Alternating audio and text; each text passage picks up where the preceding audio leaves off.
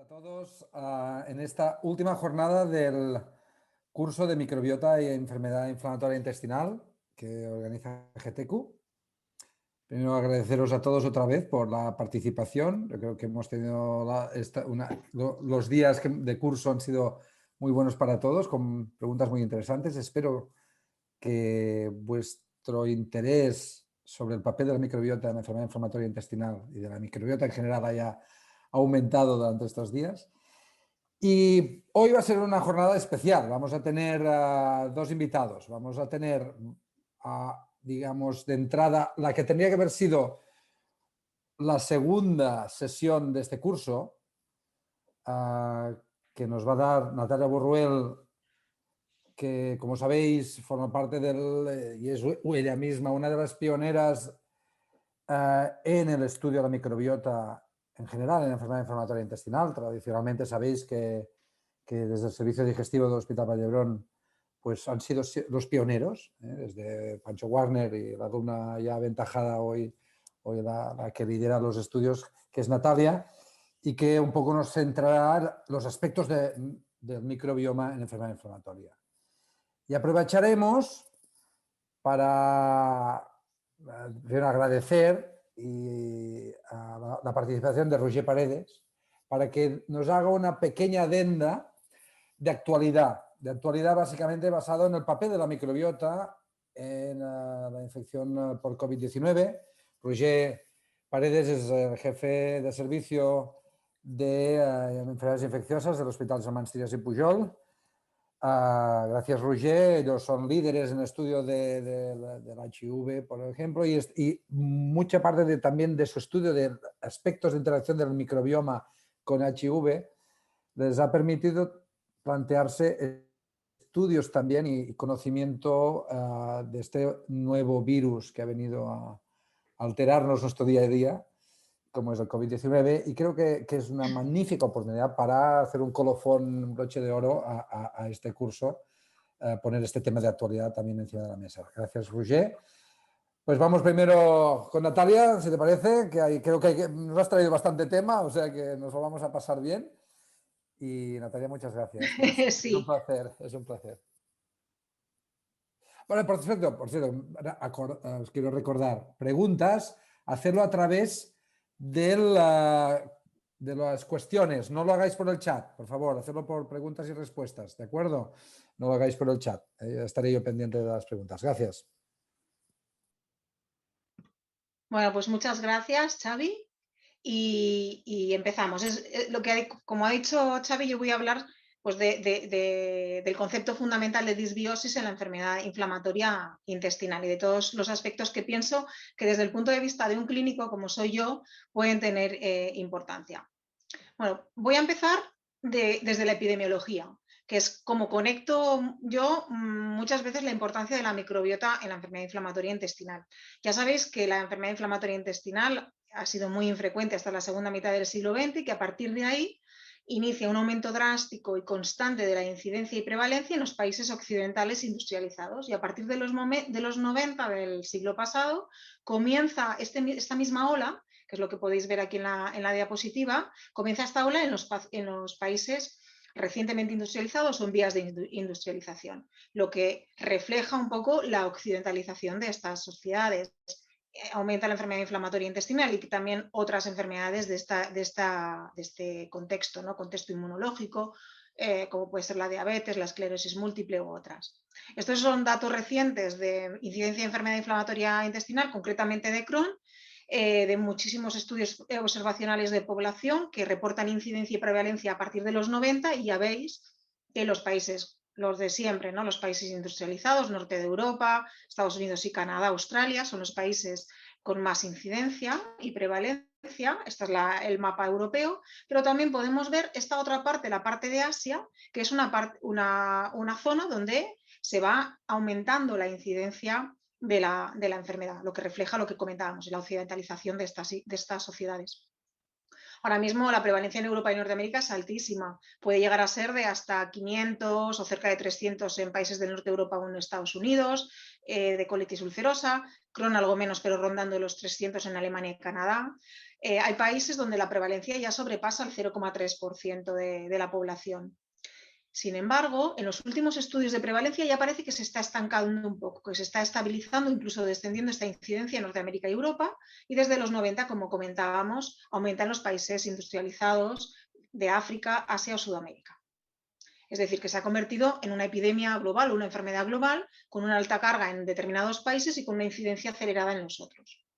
Y esto liga muy bien con la etopatogenia de la enfermedad inflamatoria intestinal, que ya sabéis que siempre se ha dicho que juegan estos factores, están jugando un papel. La interacción, por una parte, inadecuada entre la respuesta inmune y la microbiota en individuos genéticamente susceptibles, pero todo esto modulado por estos factores ambientales precipitantes que, aunque son desconocidos, probablemente multifactoriales, sabemos muchas cosas a raíz de estudios epidemiológicos. Y esta es un poco la manera en la que encajan todos los factores que están involucrados en la etopatogenia. La susceptibilidad genética, sabéis que está muy bien documentada en la enfermedad inflamatoria intestinal, los hermanos tienen más riesgo de tener enfermedad de Crohn y colitis ulcerosa, y que los gemelos monocigotos tienen una concordancia de alrededor del 30% para la enfermedad de Crohn y un 15% para la colitis ulcerosa. Es verdad que existen todos estos asociación de Loki que podemos encontrar en enfermedad inflamatoria intestinal, pero como vemos en los estudios de gemelos, esto no explica toda la enfermedad, solo explica una parte, y hay una parte que queda poco explicada. La genética, para mí, no es tan importante como la parte de susceptibilidad o de conocimiento de los genes, sino el conocimiento de las vías. Está muy bien estudiado que en los distintos cromosomas existen diversas alteraciones genéticas que pueden condicionar una susceptibilidad genética a los pacientes. Las más conocidas, por ejemplo, el NOD2 en el cromosoma 16 o la interleuquina 23, el receptor de la interleuquina 23 en el cromosoma 1, pero hay muchos otros y algunos se comparten entre Crohn y colitis, pero como decía, a mí no me parece lo más importante conocer esto. Es verdad que desde el punto de vista genético sí, pero desde el punto de vista más clínico, más de etiopatogenia, a mí me parece más importante esta diapositiva. Y es que estas alteraciones genéticas al final terminan enriqueciéndose genes que regulan la interacción con las bacterias o con el ambiente, y así hay un gran enriquecimiento en la regulación de producción de citoquinas, o sea, en los genes que codifican para la regulación de la producción de citoquinas, la activación de los linfocitos, la respuesta a las moléculas de origen bacteriano desde la inmunidad innata, como son los Toll-like receptors, o la activación de las células dendríticas, y que además estos genes se comparten con otras enfermedades también de tipo inmunológico, sobre todo, obviamente, con las que más relacionadas están con la enfermedad inflamatoria, la psoriasis, las espondiloartropatías, por ejemplo, pero aquí es donde está la ligazón o la unión entre la genética y el ambiente o las bacterias. Así hay muchos estudios epidemiológicos que ligan diferentes factores ambientales con la etiopatogenia de la enfermedad. Aquí tenéis muchos de ellos: la polución, el modo de nacimiento, la lactancia artificial o natural, dónde vive uno, factores socioeconómicos, el nivel educativo, las infecciones en la infancia, el tabaco o los antibióticos. Pero uno de los factores importantes es la microbiota. Y estos factores son probablemente los que han condicionado este cambio de estilo de vida en los países occidentales y que hace que hayan aparecido estos cambios en la epidemiología. Si vamos a la microbiota, existen muchísimos factores que influyen a lo largo de la vida en la microbiota, os lo podéis imaginar, ya desde el nacimiento, la manera en que se nace, si hacemos lactancia natural o artificial, fármacos o polución del ambiente y fundamentalmente la dieta. Todo esto influye en la microbiota. El primer año de vida es crítico. Se sabe por muchos estudios que la microbiota de los niños que nacen por cesárea es diferente de los niños que nacen por vía vaginal. La ingesta de antibióticos en los primeros años de vida condiciona la aparición de determinadas enfermedades en la edad adulta, y la lactancia materna lo mismo. Al final, todos estos factores que están influyendo, factores ambientales que están influyendo en la microbiota, lo que producen es determinados cambios que pueden ser cambios taxonómicos, es decir, cambios en la composición, que para simplificar, básicamente es una reducción de la diversidad y luego la reducción además de determinados grupos de bacterias que son más beneficiosos y un aumento de las menos beneficiosas, y cambios en la función microbiana. Y esto es a lo que se le ha llamado disbiosis. Esta disbiosis no es específica de la enfermedad inflamatoria intestinal y se caracteriza por cambios que aparecen en nuestras sociedades occidentales.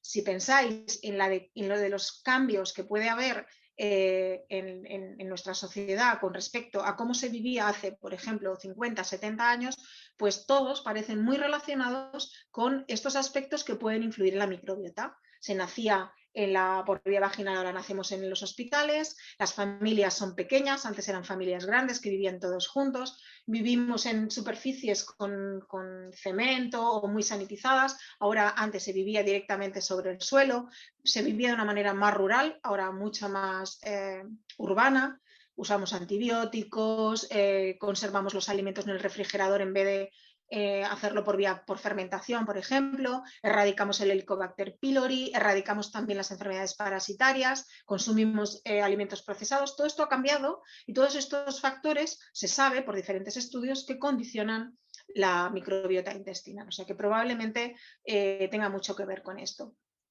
Esto es una gráfica que es un tanto artificial, pero que refleja los cambios en la diversidad en diferentes comunidades. La línea azul sería una comunidad, por ejemplo, occidental de Estados Unidos, la línea roja una que está recientemente industrializada y la amarilla es una sociedad que todavía está empezando la modernización. Y las bajadas de los escalones son las pérdidas de especies y grupos bacterianos en las distintas generaciones, que son los números. Vemos como desde los últimos años del siglo XIX ahora, a nuestro momento actual, en las distintas generaciones se ha ido perdiendo diversidad en la microbiota humana, en la microbiota intestinal.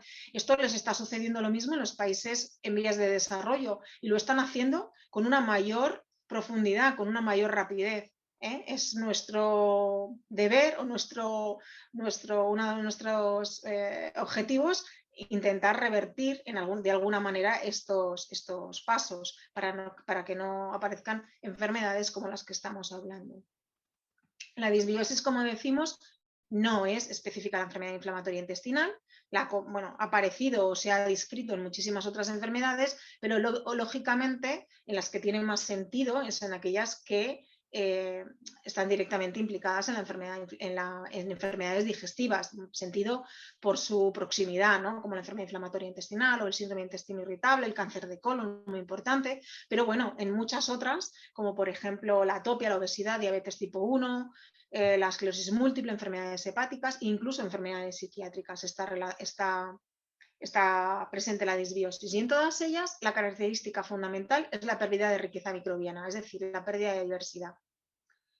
La diversidad bacteriana es mayor en las poblaciones no occidentales, esto ya lo conocemos. Este es un estudio en poblaciones de Estados Unidos, niños y adultos de Estados Unidos, amerindios, que vivían en el Amazonas en Venezuela, y de Malawi, de África. Y como podéis ver, la diversidad bacteriana, que es esta gráfica que tenemos aquí a la izquierda, en la que miramos el número de Otus, que realmente refleja las especies bacterianas, pues vemos que en las líneas azules, que son las occidentales, siempre es menor esta diversidad que en las personas, tanto adultos como niños de Venezuela o de África, ¿no? Vemos aquí en la parte de la derecha, que se ve mejor en forma de barras, cómo la diversidad es mucho menor en los países occidentales. Claro, uno de los factores fundamentales, no solo todos estos cambios que hemos dicho de la epidemiología y de la forma de vida, es la dieta. La dieta modula claramente la microbiota intestinal, entra en contacto directamente con las bacterias que tenemos en el intestino, con nuestra microbiota, y la cambia y la modula. No es para entrar en detalle, pero si os fijáis en la gráfica de arriba, que son la composición de los distintos grupos bacterianos en niños de Burkina Faso, que tienen una dieta fundamentalmente de fibra, que comen proteína proteína animal, perdón, muy poco frecuentemente y sin embargo se alimentan sobre todo de semillas, raíces, vegetales, es muy diferente a la microbiota de la parte de abajo, que son niños europeos que hacen una dieta occidental con más grasas, más proteína animal, y vemos que en los niños de Burkina Faso pues hay más bacteriodetes, hay más bacterias productoras de ácidos grasos de cadena corta y menos enterobacterias, es decir, una microbiota más saludable.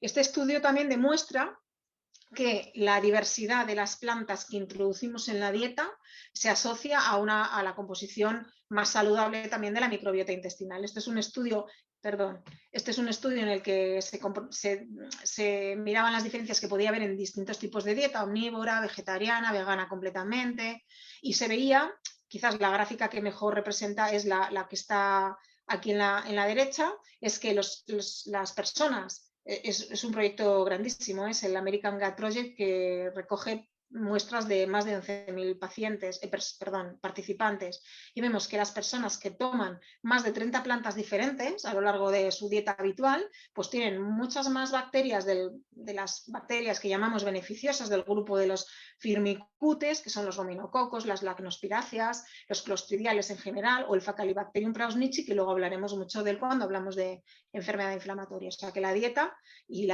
con vegetales es lo que modula de una manera bastante clara. Ahora, ya veis que hay una diferencia entre tomar 10 vegetales diferentes a 30 vegetales diferentes, ¿eh? O sea que tenemos que tomar muchísima variedad para conseguir estos cambios. En la enfermedad inflamatoria intestinal, otra de las cosas claras es que la ruralidad protege del desarrollo de la enfermedad inflamatoria intestinal, ligado todo esto con el estilo de vida.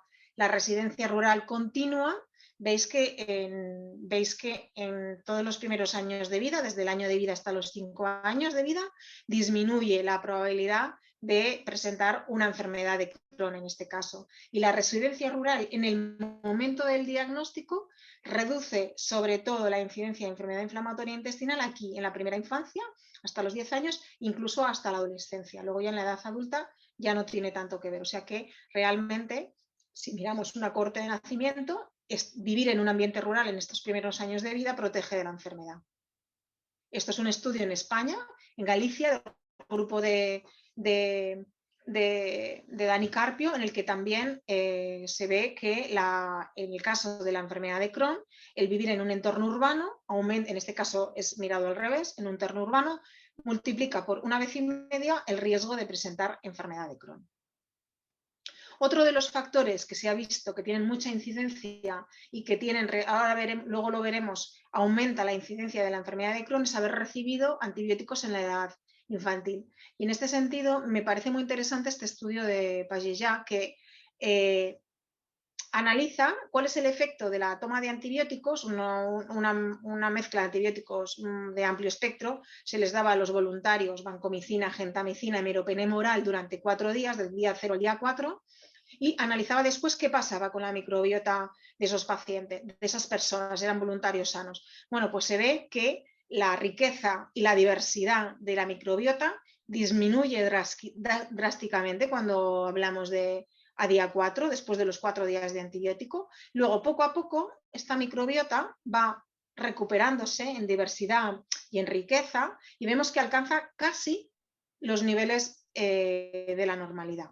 Lo que pasa es que si analizas un poco más la historia, veis aquí en esta gráfica cómo los puntos rojos son el día 0, azules día 4, naranjas día 8, y luego vamos por aquí a terminar otra vez en la normalidad. Es decir, que los pacientes cambian muchísimo la microbiota, pero vuelven prácticamente a la normalidad. ¿Por qué digo prácticamente? Porque analizando después especies concretas de bacterianas, vemos que no todas las bacterias se recuperan de la misma manera. Así, tenemos unas bacterias que les podemos llamar survivors, ¿no? Porque vemos que desaparecen cuando se toma el antibiótico, pero aparecen después, es decir, que las volvemos a recuperar. Otras que son oportunistas, que en el momento en el que hacemos esta ingesta de antibióticos, aparecen de una manera mayor abundancia, el color más oscuro quiere decir que hay más abundancia, pero que luego vuelven un poco a la situación pasada. Hay otras bacterias que son colonizadoras de novo, que no estaban y que aparecen y están presentes hasta 180 días después de haber tomado el antibiótico y que no estaban previamente, y hay otra serie de bacterias que desaparecen. Y son bacterias, pues por ejemplo, coprococos, clostridiums, algún bacteroides, bifidobacterian, es decir, que hay bacterias que nunca, o que por lo menos a este plazo, no se vuelven a recuperar. Y esto liga un poco con lo que os comentaba. El uso de antibióticos está relacionado, sobre todo en la primera infancia, con la enfermedad de Crohn. Esta es una corte danesa, que ya sabéis que los nórdicos tienen bases de datos muy estrictas y que recogen cohortes poblacionales a largo plazo, y entonces analizaron la incidencia de la enfermedad inflamatoria intestinal, concretamente de Crohn, en este caso, en niños que habían tomado antibióticos. Entonces, el haber tomado al menos un curso de antibióticos en los primeros años de vida aumentaba 3,5 veces la probabilidad de tener una enfermedad de Crohn. Esto va aumentando si vamos dando más tandas de antibióticos, llegando a ser 7 veces más si los niños habían tomado más de 7 tandas de antibióticos. Que parece una burrada, pero bueno, en la primera infancia, que los niños tienen muchísimos cuadros, muchas veces víricos, ¿verdad? Pero se les dan muchos antibióticos o se les daban, esto condiciona un aumento del riesgo de presentar enfermedad inflamatoria intestinal. Y aquí es donde quiero llegar un poco, al final de todo esto, es a la hipótesis de que probablemente en todo este camino de industrialización, occidentalización, cambios en los estilos de vida, cambios en la microbiota a través de la dieta y de la ingesta de antibióticos y otros cambios en el estilo de vida, probablemente nos hemos deshecho de aquellos microorganismos no dañinos, helmintos, bacterias, hongos, que le llamamos los old friends, que estaban con nosotros desde los tiempos del Paleolítico, se han eliminado del ambiente en las sociedades modernas, y estos old friends tenían un trabajo que era muy importante, que era mantener una situación de regulación del sistema inmune mediante la supresión por la vía T reguladora de las respuestas tanto innatas a estos comensales como a los propios contenidos del intestino, etc. Entonces, probablemente la reducción en esta exposición pues, se condiciona estos defectos en el desarrollo de las vías inmunoreguladoras. Y a raíz de todo esto, hemos conseguido que se reduzca la diversidad, como veíamos en esa gráfica, en las sociedades occidentales, generación a generación, y al final aparece esta reducción en la diversidad que condiciona la aparición de determinadas enfermedades. Probablemente no es la única explicación, pero es parte de la explicación. Aquí, por ejemplo, ya entramos un poco en la enfermedad inflamatoria intestinal, qué hallazgos podemos encontrar. Vemos cómo hay una reducción en la diversidad bacteriana en la enfermedad de Crohn. Aquí simplemente son árboles filogenéticos. Ya podéis ver que el árbol filogenético izquierda de los sanos es más grande que el árbol filogenético de la enfermedad de Crohn. Es decir, hay menos variedad, menos riqueza de especies y de grupos. ¿Cuáles son los grupos que desaparecen o que se reducen? Pues fundamentalmente los firmicutes. Esto lo vais a oír todo el tiempo y sucede de una manera constante en casi todas las enfermedades inmunomediadas que relacionadas con la microbiota. Se reduce la diversidad, se reducen los firmicutes. ¿Quién son los firmicutes? Pues bueno, son los clostridiales, los lactobacilos. Si vamos a géneros ya más concretos, las lacnospiras, la roseburia, el rominococo, son todas estas bacterias. Vemos que disminuyen estos, y que la diversidad está disminuida, como veis aquí en las dos barras.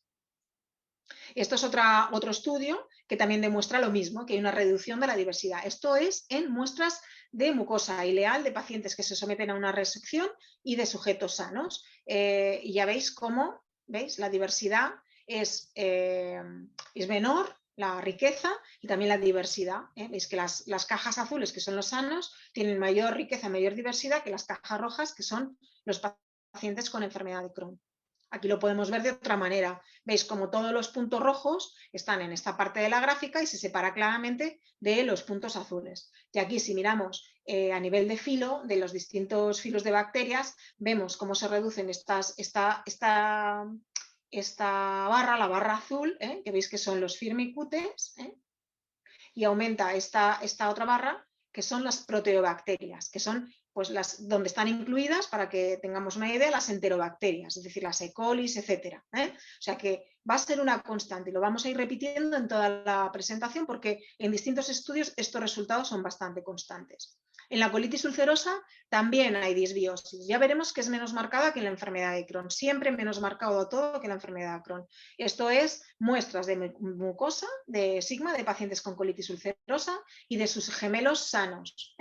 Y, o sea, eran parejas de gemelos discordantes. Eran unos que tenían la enfermedad y otro no. Y entonces lo que vemos es fundamentalmente que disminuye la diversidad menos, aumentan las actinobacterias y proteobacterias, bajan los bacteroidetes y bajan también las lacnospiras y los reminococos. Un poco parecido, el mismo perfil, pero con una menor reducción de todo, tanto de la diversidad como de la reducción de los firmicutes.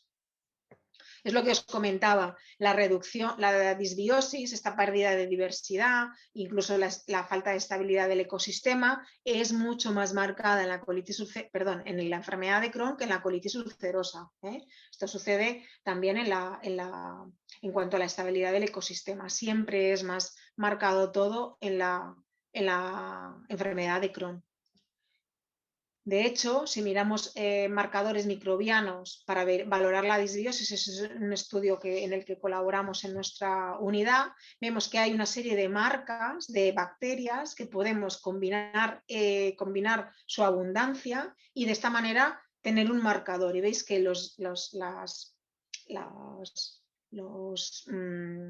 la abundancia de estas bacterias todo es mucho más marcado en la enfermedad de Crohn. Veis que estas que están aumentadas, Fusobacterias y Escherichia coli es más marcado en la enfermedad de Crohn y las que desaparecen, las que están disminuidas, también es más marcado en la enfermedad de Crohn que en la colitis ulcerosa. Y aquí lo podemos ver con estas gráficas espaciales en las que vemos que con este marcador de distintas bacterias que están aumentadas o disminuidas, podemos separar a los pacientes controles sanos de la enfermedad de Crohn, a los controles con IBS, con intestino irritable de las enfermedades de Crohn, pero también a la enfermedad de Crohn de la colitis ulcerosa. Es decir, que comparten características, pero se pueden separar y todo es más marcado en la enfermedad de Crohn. Esto también refleja lo mismo. Esto me llamó la atención porque lo que miran es nódulos linfáticos de pacientes con enfermedad de Crohn y colitis ulcerosa y miran la abundancia de las filas principales y ya veis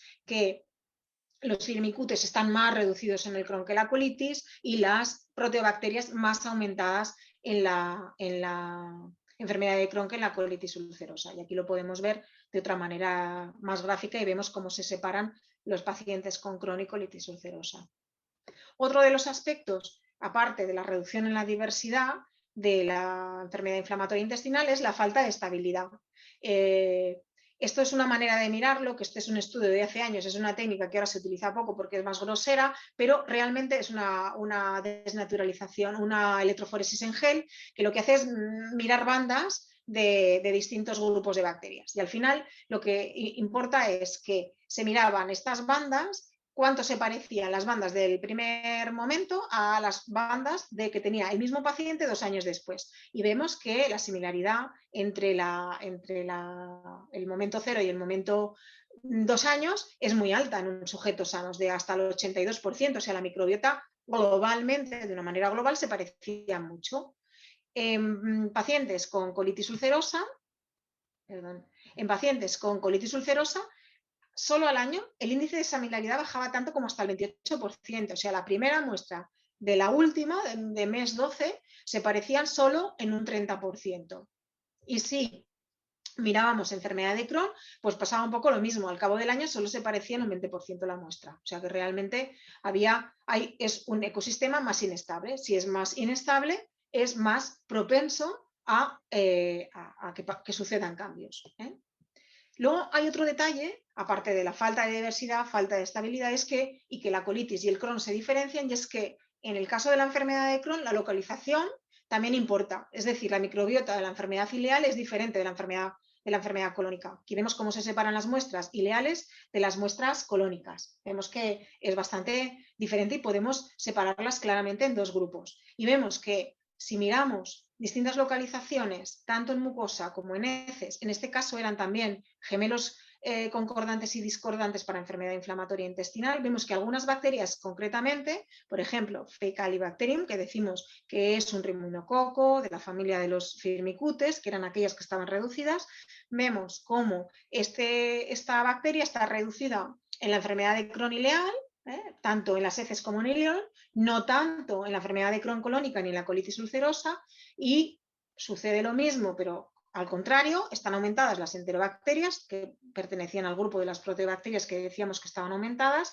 en ileón, tanto en las heces como en la propia mucosa. Es decir, que la disbiosis en la enfermedad de Crohn ileal parece también más marcada. Esto lo podemos ver de otra manera mirando estas gráficas de abundancia de las diferentes familias bacterianas. Si os fijáis en los colores, en la enfermedad de Crohn ileal, que la tenemos aquí, es menos marcado, o sea, es más marcada menos marcada la reducción de las bacteridetes, pero aparece de una manera más mayor esta parte de este triángulo de las enterobacterias y disminuye claramente este otro triángulo de los rominococos, que no sucede tanto en la colitis, en el Crohn de colon, que se parece más a la colitis ulcerosa, ¿vale? Vemos cómo son muy diferentes las Crohnes ileales de los sujetos sanos. Las colitis ulcerosas y los Crohnes, y los Crohnes de colon se parecen más entre ellos que los Crohnes de ileón. Y también bacterias concretas, como veíamos antes, Faecalibacterium prausnichtchi o las enterobacterias, vemos, por ejemplo, el genio de Roseburia también está reducido en pacientes con enfermedad de Crohn ileal y no tanto en pacientes con enfermedad de Crohn de colon, como veis aquí con la flecha en la barra está verde clarita. Luego veremos que esto puede ser importante para algún tratamiento, por ejemplo. Si vamos a especies concretas, aparte de esta pérdida de diversidad, reducción de firmicutes, todas estas características generales de la microbiota, si vamos a especies concretas no podemos dejar de hablar de Akkermansia mucinifera. Es una bacteria que seguro que si leéis cosas de microbiota en enfermedad inflamatoria intestinal vais a escuchar. Es una bacteria gram positiva, es anaerobia estricta, vive del moco y es una bacteria antiinflamatoria. Estos son resultados de nuestro laboratorio de explantes crónicos inflamados y células dendríticas intestinales en las que la adición de Akkermansia al medio reduce, por ejemplo, la liberación al medio de TNF-alfa, que es un marcador inflamatorio, ¿no? Sucede lo mismo cuando hablamos de células dendríticas intestinales. Si el control es la barra amarilla y la barra roja es cuando ponemos en el medio LPS, cuando ponemos Akkermansia vemos que reduces tanto el TNF-alfa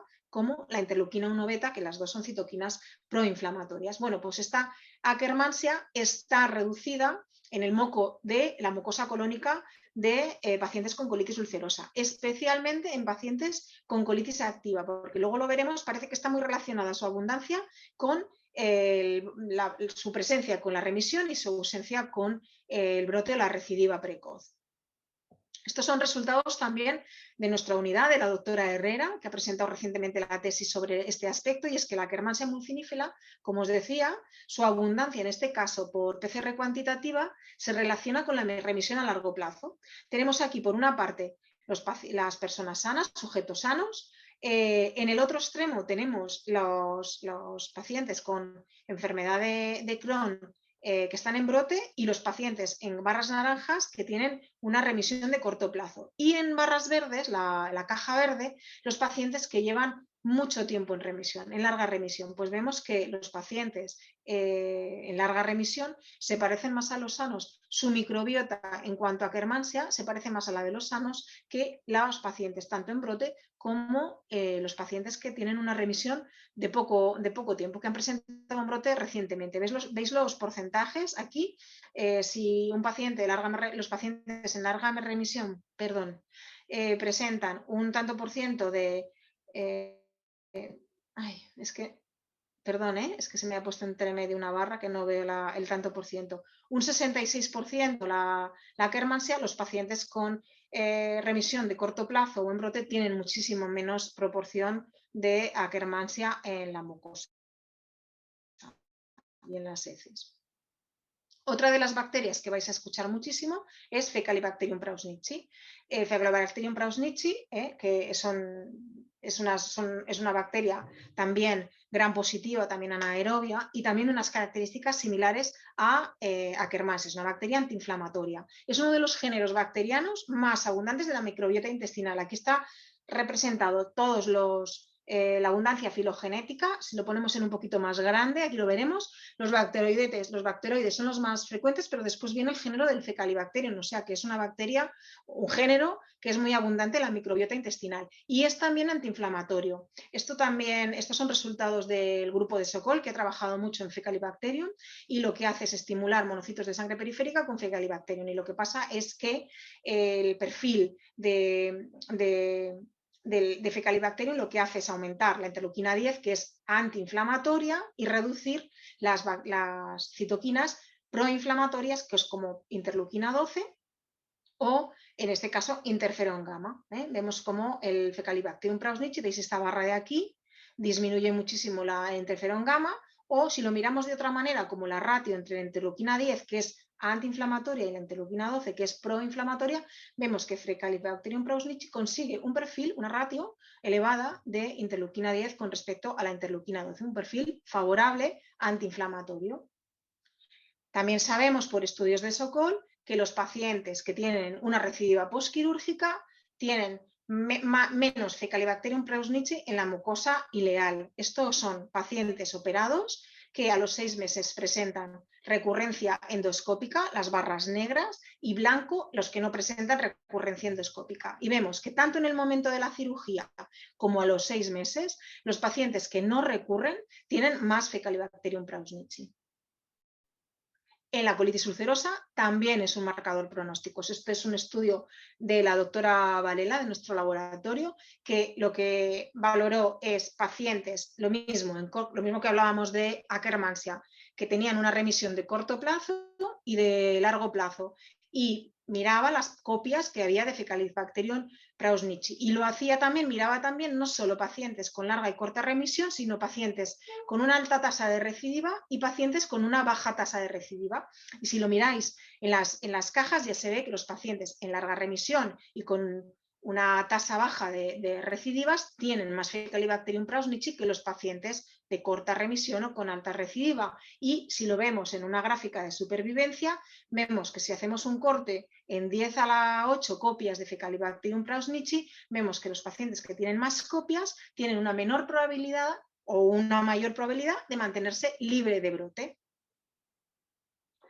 Además, Faecalibacterium prausnitzii también puede ser un predictor de recidiva tras retirada de tratamiento. Por ejemplo, estos son datos, o sea, algunos pacientes del estudio STORY, que si recordáis es un estudio ya de hace bastantes años, en los que se miraba de retirar el anti-TNF y valorar factores de pronósticos de fracaso, ¿no? De que el paciente entrara otra vez en recidiva. Y entre 33 pacientes de este grupo compararon la microbiota, y en este caso Faecalibacterium prausnitzii, que lo veis aquí en esta barra de aquí, vemos que los pacientes que después de haber retirado infliximab no van a recidivar, están en remisión, tienen más Faecalibacterium prausnitzii que no los pacientes que recidivan. O sea que puede ser, y aquí lo veis de otra manera, como una gráfica, una curva de supervivencia, que los pacientes barra la línea sólida que tienen más Faecalibacterium prausnitzii, pues tienen menos probabilidades de presentar una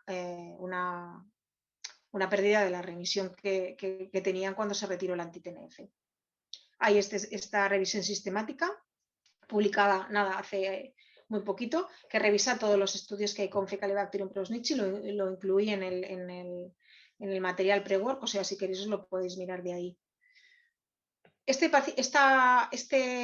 estudio me parece también muy interesante. Hemos visto que se pierde la diversidad, que perdemos bacterias protectoras, como puede ser la Roseburia, como puede ser Faecalibacterium akkermansia, pero también en la enfermedad inflamatoria intestinal aparecen bacterias, lo que comentábamos, ¿no? Había la reducción de los firmicutes, pero aumentaban las proteobacterias. Bueno, pues este estudio, que es muy bonito, no solo por estos resultados, sino por otros resultados, que hay muchos resultados dentro del estudio, lo que hace es analizar pacientes, niños recién diagnosticados de la enfermedad inflamatoria intestinal antes de recibir ningún tratamiento y analizar la microbiota extensamente. Y uno de los resultados, hay muchos más, pero es que hay una serie de grupos bacterianos que están aumentados en la enfermedad de Crohn, como por ejemplo las enterobacterias, ¿no? Las pasteuroliaces, los fusobacterias, o sea que hay otras bacterias que están reducidos. Lo que es también importante, que liga con lo que comentábamos antes de los antibióticos, es que todos estos cambios, si lo vemos en esta parte de la gráfica, son muchísimo más importantes en los niños que antes del diagnóstico de la enfermedad de Crohn habían tomado antibióticos. O sea que, no sé si alguna vez, bueno, habéis, ¿no? En la clínica muchas veces uno de los factores cuando viene un paciente de debut es que ha hecho una ingesta de antibióticos recientemente antes del debut, ¿no? Pues estos cambios que aparecen en la enfermedad de Crohn recién diagnosticada se magnifican con la ingesta de antibióticos. Los tratamientos también cambian la microbiota intestinal. Estos, por ejemplo, cambios en la microbiota después del inicio de tratamiento anti-TNF. Estos son 49 pacientes con enfermedad de Crohn activa, inician anti-TNF y se mira la microbiota fecal. Y entonces veis cómo se va mirando, ahora no recuerdo bien qué tiempos eran, pero era a corto plazo.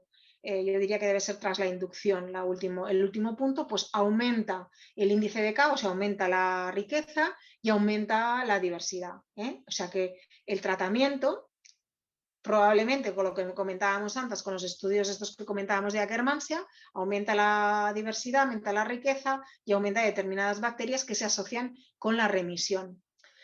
En este estudio lo que hacían era, veían los grupos que más se relacionaban con la remisión, que eran las lacnospiras y la blautia, que todos ellos son clostridiales del grupo de Firmicutes, y hacían como una especie de marcador conjunto de estos dos, con la abundancia de estos dos grupos bacterianos, que son las barras más de arriba, la verde y la azul clarita, y entonces los juntaban con este que regeneraba esta línea naranja, y entonces es capaz de predecir respuesta a semana 14 y a semana 30, tanto clínica como endoscópica, con una cura así de 0,8, 0,85.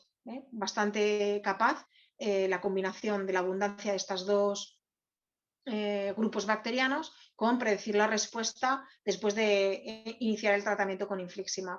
Estos son resultados que supongo que igual ya los visteis en la charla que dio el doctor Busquets del grupo de Girona, en el que efectivamente, en este caso el tratamiento con adalimumab genera un cambio en esta ratio de bacterias beneficiosas o proinflamatorias, antiinflamatorias y proinflamatorias, con una reducción de las E. coli y un mantenimiento al menos del Fecalibacterium prausnitzii, al menos en este plazo, con la inversión de la ratio E. coli Fecalibacterium prausnitzii, es decir, una proporción mucho más saludable de bacterias. Y lo mismo en este otro estudio de 2019 que analizaba a 6 meses después de iniciar tratamiento anti-TNF, y como podéis ver aquí, lo mismo que en el anterior, pero no sé dónde tengo podéis ver en las barras de azules y rojas que las proteobacterias disminuyen cuando se induce la remisión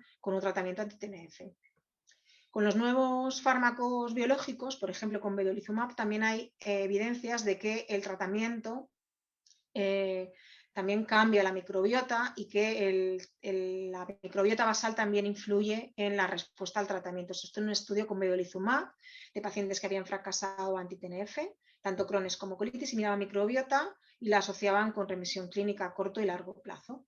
Entonces vemos que esto es antes del tratamiento, diversidad de la microbiota antes del tratamiento. En la enfermedad de Crohn, la diversidad antes del tratamiento mayor se asocia con mayor remisión, es decir, los pacientes que tienen una diversidad de la microbiota mayor justo antes de empezar el tratamiento tienen más posibilidades de responder que los pacientes que tienen una diversidad menor. En la colitis ulcerosa no parece que haya una evidencia tan clara.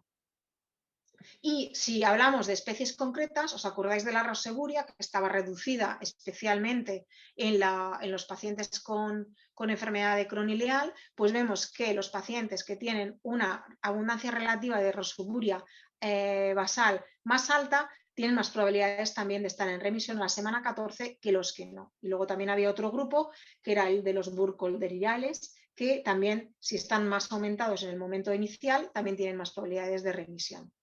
Esta diapositiva no voy a explicar nada, pero simplemente para que tengáis un poco el concepto.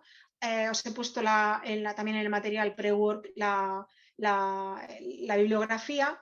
Ahora hay bastante bibliografía en relación a lo que se llama creeping fat en la enfermedad de Crohn, que es una grasa especial que aparece en la enfermedad de Crohn en el mesenterio alrededor de las asas intestinales y que tiene unas características inflamatorias. Es muy interesante el concepto. Bueno, pues también se ha demostrado que esta disbiosis que aparece en el intestino no solo aparece en endoluminal, sino que la enfermedad de Crohn también aparece en esta grasa que tiene estas características inflamatorias. Es interesante y si os interesa el concepto podéis buscarlo por creeping fat y seguro que encontraréis cosas y esta revisión está muy bien. Si resumimos un poco todo lo que hemos hablado ahora, la disbiosis en la enfermedad inflamatoria intestinal se caracteriza fundamentalmente por la falta de diversidad y de riqueza del ecosistema, que además es un ecosistema inestable y muy propicio a los cambios, y que hay una reducción en estas bacterias de estirpe antiinflamatoria, el grupo Firmicutes, la Akkermansia, Fecalibacterium, Roseburia, y un aumento, por otra parte, de estas proinflamatorias, el grupo de las proteobacterias, enterobacterias, Escherichia coli, Fusobacterium, etc. Es decir, que hay este desbalance. Pero el cuadro no estaría completo solamente con eso, porque nos estamos perdiendo mucha parte de la microbiota del intestino, porque en el intestino no solamente viven las bacterias, sino que viven también los hongos y los virus, fundamentalmente los virus en forma de, como lo veis aquí en esta tabla, los fagos, que son específicamente caudovirales casi todos. Y luego las micobacterias, que son aproximadamente el 2% de la biomasa y un 1% del material genético, aunque puede ser mucho menos importante que la microbiota bacteriana, tiene también peso y cada vez se está estudiando más.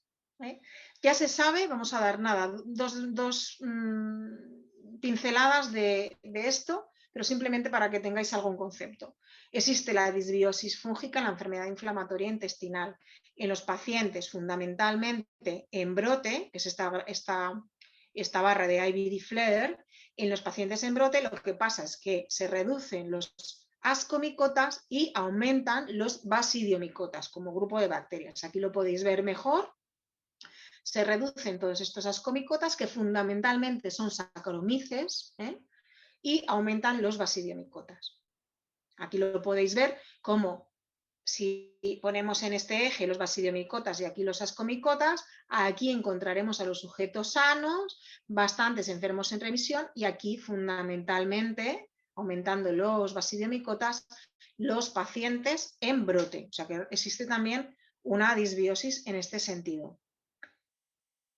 Si miramos ya especies más concretas, en los pacientes en brote aparece una disminución de aquello que decíamos que eran los ascomicotas, los Saccharomyces, por ejemplo, Saccharomyces cerevisiae, fundamentalmente en el brote. No sucede tanto en la remisión. Vemos que en la remisión y en el brote entre ellos es significativamente diferente y más parecido a los sanos o a la enfermedad inflamatoria global. Pero sobre todo en el brote.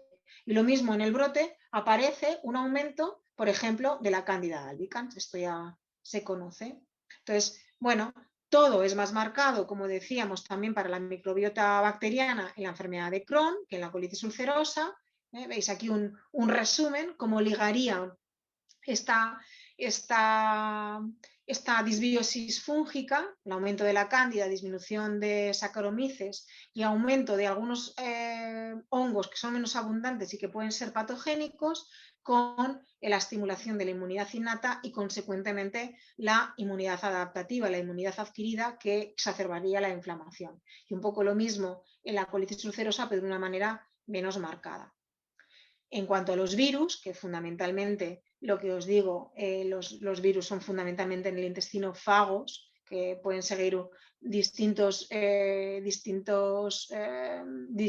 vías, pero fundamentalmente suelen estar en estado latente, pero vemos que hay cambios también en los virus, en los pacientes sanos, perdón, en los sujetos sanos. Vemos que son las bolas verdes, las bolitas verdes, que son controles que viven con los pacientes con enfermedad inflamatoria intestinal, convivientes de pacientes con enfermedad inflamatoria intestinal. Vemos que existe una proporción de microviridae y de caudovirales. En los pacientes con colitis ulcerosa disminuyen los microviridae y aumentan los caudovirales, y sucede lo mismo en la enfermedad de Crohn. Si lo pasamos esto a este tipo de gráfica, vemos aquí los sanos, por encima las colitis ulcerosa y todavía mayor aumento de los caudovirales en los pacientes con enfermedad de Crohn. Siempre todos los rasgos disbióticos más aumentados. Con esto yo creo que ya hemos dado una pincelada, yo creo, global a los aspectos más importantes de qué sucede o cómo clasificaríamos la disbiosis en la enfermedad inflamatoria intestinal y por extensión la disbiosis en otras enfermedades que se parecen mucho. Para terminar, pienso que con todo lo que hemos comentado, por una parte, fundamentalmente ahora mismo estamos en la utilización de la disbiosis como herramienta diagnóstica, o sea, como un biomarcador para detectar esta pérdida de diversidad o de especies específicas que nos ayudan pues a diagnosticar la enfermedad o nos ayudan a diagnosticar la localización o la respuesta al tratamiento o la evolución con la remisión o el brote, pero donde sería muy importante sería en utilizar la disbiosis para hacer tratamiento de la enfermedad intestinal, es decir, contrarrestar esta disbiosis aumentando la diversidad o la riqueza de genes de esta microbiota intestinal con diferentes herramientas. Hay muchos intentos, creo que todavía estamos lejos del punto óptimo. Probablemente estas herramientas o estas maneras de modificar la microbiota y la disbiosis nos servirán, creo yo, para el mantenimiento de la remisión y menos para la inducción de la remisión, que las seguiremos haciendo con fármacos potentes, pienso yo, y estas herramientas pueden ser desde intervenciones nutricionales con prebióticos, con fibras, el trasplante de microbiota fecal, que daría para otra charla completa, cosas más sofisticadas que el trasplante de microbiota fecal, como es el trasplante de consorcios bacterianos, es decir, restaurar de una manera más dirigida aquellas cosas que están alteradas o aquellos nichos que faltan, o la utilización de nuevos probióticos, ¿por qué no? Por ejemplo, como Faecalibacterium prausnitzii o Akkermansia, que serían otras aproximaciones. Pienso que ahora, donde ya tenemos mucho conocimiento, pienso que deberíamos un poco incidir más en el abordaje, digamos, más terapéutico y de restauración de la microbiota alterada en la enfermedad inflamatoria intestinal. Y con esto yo terminaría. Y estoy abierta a las preguntas que queráis hacerme. Muchas gracias por vuestra atención. Muchas gracias, Natalia. Magnífico repaso, extenso y yo creo que un poco, ¿no?, nos has puesto al día de dónde estamos. Antes de empezar lo decíamos, ¿no? Quizá nos falta este punto de transferir este conocimiento, ahora lo explicabas bien en este último paso, ¿no? Transferir este conocimiento a la práctica clínica. A la práctica. Sí, ¿no? Y sí, porque es lo que lo hemos comentado muchas veces, cada vez hay más conocimiento. El conocimiento es complicado además, porque es extenso, es de difícil interpretación muchas veces por la complejidad de los datos, unos datos que son abrumadores muchas veces, pero bueno, hay una serie de rasgos que se van manteniendo, que son consistentes, ¿no? Son consistentes en el diagnóstico y son consistentes en la remisión, son consistentes en el brote, son repetidos. Entonces, bueno, yo creo que ahora el abordaje tiene que ser a intentar encontrar algo. Yo creo que es lo que decía, pienso que la manipulación de la microbiota, yo pienso que será importante en el mantenimiento de la remisión, creo, me da la impresión, más que en la inducción de la remisión. Un paciente con brote probablemente necesites algo potentemente antiinflamatorio y luego probablemente pues, podríamos mantener esa remisión con alguna estrategia de restauración de la microbiota y llegar a tenerla, pues como ¿no? en el trabajo que comentábamos de la doctora Herrera, Sí, una microbiota más parecida al sano, ¿no? interesante. Creo que Ahí, van por ahí ¿no? los Vamos tiros. a tener esas estructuras que nos están diciendo, ¿no? Eso. Que estamos en una remisión. Quizá vamos a ser osados, ¿no? Podríamos estar ya visionando, ¿no? La remisión microbiológica, tanto que hablamos de Sí, remisión histológica. claro, claro, ¿Vale? claro. Pues es que no he sacado todos los datos, pero en el caso de la tesis de Claudia Herrera, efectivamente la remisión histológica se correlacionaba muy bien con esta marcador de remisión microbiológica, es que era muy superponible, se relacionaba muy bien y probablemente sea todavía un paso más, ¿no? Porque eran pacientes con una remisión muy larga, pacientes que tenían endoscopias completamente normales después de muchos años de remisión, histologías normales y presentaban este perfil microbiológico que nos puede ayudar. Ahora nos hacen falta marcadores fáciles y baratos. Exacto. Aún ¿Eh? trabajamos en ello también. Estamos ahí, estamos ahí. Muy bien, muy bien. Oye, vamos a hacer una cosa, como veo que la gente no se anima a preguntar, vamos a pasar, si os parece, a Sí, G. Y en todo caso, al final, los que estéis pensando preguntas, daremos otro turno. Si quieres, Natalia, ¿no? Continúas con nosotros y sí, así sí, hombre, por supuesto, no me perdería la charla del doctor Paredes, sí. podemos hacer una discusión que será muy interesante. Mm. Pues como decíamos, como os había presentado, Roger Paredes, jefe de infecciosas del Hospital Germans Trias de Pujol. Ponnos un poco al día de qué sabemos de la microbiota y de COVID-19, de su relación con el SARS. Y bueno, gracias y adelante, va, Roger, que seguro que será fantástica charla. Gracias. Bueno, muy bien. Muchísimas gracias, Xavier. Es un placer estar contigo y con Natalia y en el curso este de GTQ. La verdad, voy a compartir la pantalla. Bueno, la verdad es que sabemos poca cosa. Tenemos mucho potencial. Es un área que, como es de esperar, es absolutamente nueva y es de mucho interés. Están empezando a salir algunos resultados preliminares y si os imagináis lo difícil que es encontrar una implicación, digamos, clínica directa del microbioma o una traslación directa a la práctica clínica en enfermedad inflamatoria intestinal, donde se está trabajando desde hace tanto tiempo, imaginaos aún en la situación del COVID, ¿no? Dejadme empezar con mi charla va a ser bastante breve, solo unas pinceladas de por dónde pueden ir los tiros. Primero de todo, esto es un pantallazo que en realidad acabo de hacer de la situación de la epidemia por COVID-19 en el mundo. A día de hoy hay 124 millones de casos. Podéis ver en rojo todos los países del mundo donde se han reportado estos casos. En global nos estamos acercando ya a 3 millones de muertes.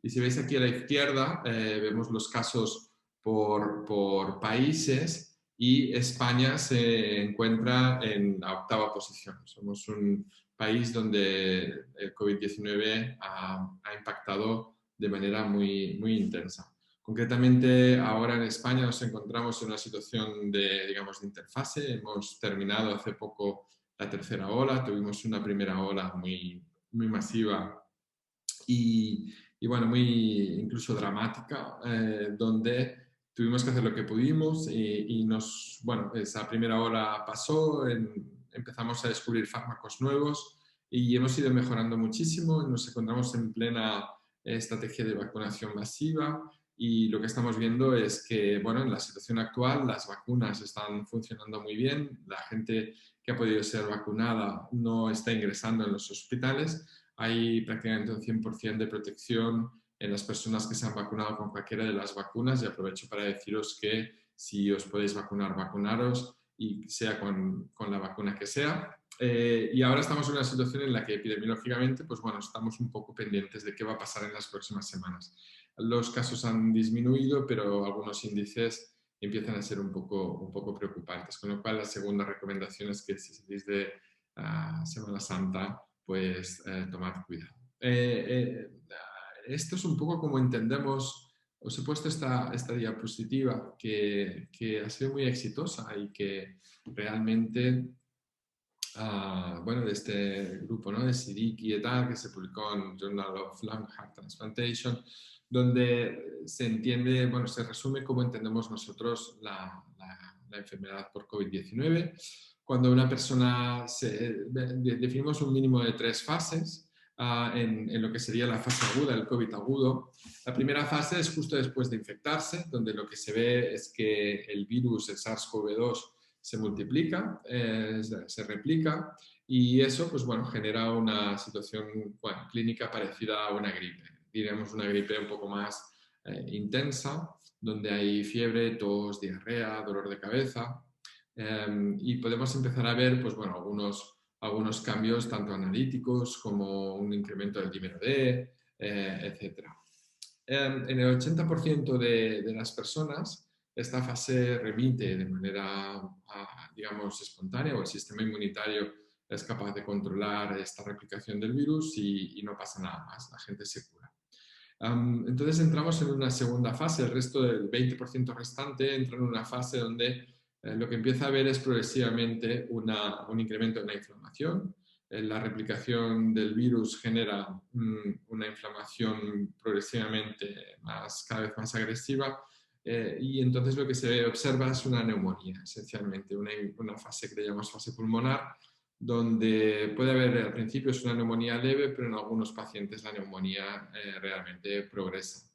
Y finalmente, en la tercera fase de esta fase aguda, lo que vemos es realmente el virus poco a poco va dejando de tener importancia, y lo que realmente se vuelve ya muy peligroso para la vida del paciente es una respuesta inmunitaria inflamatoria muy intensa, que lleva o puede conllevar a la aparición de distrés respiratorio, y entonces el paciente hay que ventilarle, hay que ponerle oxígeno a altas dosis, y en algunos casos hay que intubarle, hay que conectar una máquina o un respirador, y bueno, hay que realmente ventilarle. Y ahí es donde se produce esta última fase, pasa en aproximadamente el 5% de los pacientes, y ahí es donde realmente se acumula la mortalidad. Hemos aprendido muchísimo, aún estamos aprendiendo y haciendo muchos ensayos clínicos, pero lo que hemos visto es que cada fase tiene su tratamiento. Aquí debajo veis en rojo Remdesivir. Remdesivir es el único fármaco antiviral que en estos momentos está aprobado para tratar la infección por SARS-CoV-2. Es un fármaco que tiene su efectividad sobre todo en esta segunda fase. Es decir, no está demostrado que sea tan eficaz en fases más iniciales, aunque estamos haciendo investigación para verlo, y también deja de tener efecto muy probablemente en fases más avanzadas, aunque también se están realizando estudios específicos en la UCI. Y los anticuerpos monoclonales o el plasma hiperinmune puede tener un efecto quizás un poco antes. Se está viendo cada vez más que en pacientes hospitalizados el efecto es muy pequeño. En cambio, en pacientes que se acaban de diagnosticar podrían tener un beneficio.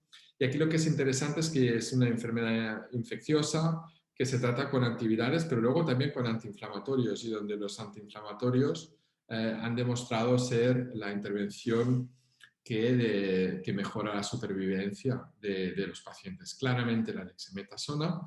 Todos conocéis la dexametasona, es un antiinflamatorio muy potente, pero es un antiinflamatorio, digamos, muy generalista, actúa en muchísimas vías de la inflamación, digamos, lo frena todo, y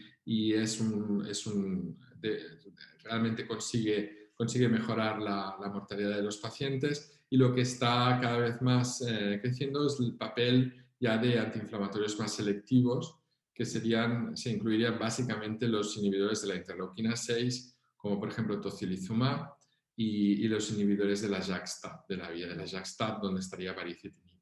Con lo cual, realmente es una enfermedad infecciosa. Los infectólogos, por primera vez estamos tratando una enfermedad infecciosa realmente combinando antiinfecciosos puramente y antiinflamatorios. Ya podéis ver que una de las situaciones donde el microbioma podría tener un interés es precisamente en condicionar esta respuesta inflamatoria. Es decir, si nosotros de alguna manera pudiéramos modular el microbioma para prevenir el desarrollo de esta respuesta inflamatoria tan fuerte, seguramente, o como mínimo ayudar a frenar esta respuesta inflamatoria, pues bueno, ahí es donde podría ser realmente muy interesante. En esta diapositiva le falta una cuarta fase, que es la fase donde aproximadamente un 15-20% de las personas que pasan el COVID agudo desarrollan un síndrome posagudo que bueno, se viene a llamar el COVID persistente o síndrome de COVID posagudo o síndrome post-COVID, que seguramente tiene una patogénesis distinta, pero también es una situación en la que quizás ahí los probióticos pudieran tener alguna influencia. Entonces, para empezar, deciros que eso, ¿no? El papel de la microbiota intestinal en la influencia de algunas enfermedades pulmonares no es nuevo, es algo que está bien documentado en los dos sentidos. Por un lado, la infección por virus respiratorios puede causar alteraciones en la microbiota intestinal y por otro lado, la microbiota intestinal sabemos que tiene un papel regulatorio del sistema inmune y en tanto regula el sistema inmune puede regular y a veces ser regulada por virus invasores. Entonces es bien conocido que este virus, el SARS-CoV-2, provoca daño en las células epiteliales intestinales. De hecho, las infecta perfectamente bien y se replica en estas células epiteliales intestinales. Y además, una de las presentaciones clínicas más frecuentes de la enfermedad por COVID es la diarrea. Tenemos un porcentaje superior a un 30% de nuestros pacientes que empiezan con fiebre y diarrea. De manera que la propia diarrea ya de por sí, como sabéis, puede condicionar la composición del microbioma. Entonces podríamos estar en una situación en la que, sea por ataque directo, digamos, del SARS-CoV-2, o sea porque el paciente desarrolla diarrea, esto contribuya digamos, a modular o a cambiar este microbioma y bueno, si aparece una composición de microbioma o una configuración más proinflamatoria, no es descartable pensar que esto pues bueno, podría contribuir a este síndrome inflamatorio que se desarrolla posteriormente. El SARS-CoV-2 utiliza varios receptores para entrar dentro de las células, pero el receptor que realmente es más importante es el receptor AC2, que es la enzima convertidora de angiotensina. Tiene una multiplicidad de funciones fisiológicas, es un regulador negativo del sistema renina-angiotensina y facilita el transporte de aminoácidos, de manera que su presentación es ubicua en todo el organismo. Lo tenemos no solo en los pulmones, sino también está en los riñones, en el cerebro, realmente en el epitelio y en las células epiteliales y mucosas de la mucosa intestinal. No tanto en el epitelio escamoso del esófago, por ejemplo, ahí es como curiosidad, ahí no, en el epitelio escamoso del esófago no se expresa AC2, pero en el resto del intestino sí. Y entonces esto, como os decía anteriormente, genera bueno, pues muchas implicaciones potenciales para lo que podría ser el manejo de la enfermedad, la transmisión y el control de la infección. Entonces, como os comentaba, pues bueno, puede existir un vínculo con la progresión de COVID-19, por eso estamos todos recogiendo muestras y empezando a hacer ensayos, estudios con más detalle, porque eso, ¿no? Se sabe que SARS-CoV-2 infecta a los enterocitos de forma productiva y dado que AC2 se expresa en toda la superficie luminal del tracto gastrointestinal, prácticamente todo el intestino es susceptible de la infección por SARS-CoV-2 y entonces, bueno, la disminución de la expresión de AC2 entérica a causa de la infección puede reducir de manera similar las células angiogénicas circulantes y comprometer la integridad del endotelio, y todo esto puede generar una disbiosis. Y entonces ya hay datos que están sugiriendo que esto podría ser así, pero ya os diré que no os daré una respuesta definitiva, y lo que sí que os animaría es a seguir investigando para realmente desentrañar si este link existe y si es por efecto directo o indirecto de la infección viral. Como se ha comentado, una cosa que es curiosa, nosotros no trabajamos en enfermedad inflamatoria, ni mucho menos, sería una tontería, pero sí que en la infección por el VIH, por ejemplo, vemos que los rasgos de la disbiosis en realidad son muy parecidos a los rasgos que observáis vosotros cuando miráis en vuestras enfermedades inflamatorias, y además son parecidos también a los que se ven en la obesidad, etcétera, ¿no? Entonces, habitualmente pues es el mismo concepto. En un estado de salud tenemos una serie de comensales que son frecuentes, que incluyen Eubacterium, Fecalibacterium prausnitzii, que se ha comentado previamente, Roseburia, Lacnospira. Todos estos producen ácidos grasos de cadena corta, especialmente butirato, aunque también otros, acetato y otras cosas. Y esto permite el mantenimiento de la inmunidad y una situación de homeostasis antiinflamatoria.